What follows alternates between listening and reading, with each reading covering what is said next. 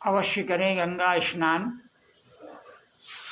लेकिन यह कार्य कतई मत करें, वरना गंगा स्नान करने का भी महत्व, गंगा स्नान करने का जो लाभ है वो भी नहीं प्राप्त होगा और साथ में आप पाप के भागीदार बनेंगे।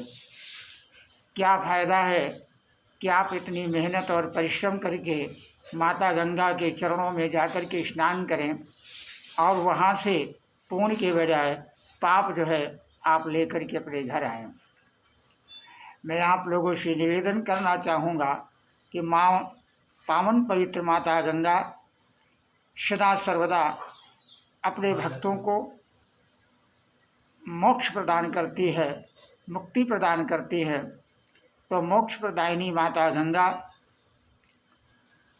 का जो नाम स्मरण कर लेता है उसको भी माता गंगा मुक्ति और भक्ति प्रदान करती हैं। इसीलिए जब माता गंगा के चरणों में जाएं, माता गंगा का स्नान करने के लिए जाएं, तो सबसे पहले आप अपने घर से पवित्र होकर के स्नान करके तब जो है माता गंगा के यहाँ स्नान करने के लिए जाएं।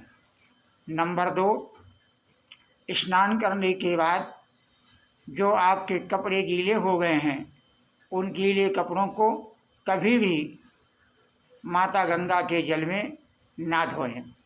उन कपड़ों को अपने घर ले आएं और घर में धुल करके फिर आप उनको सुखाएं।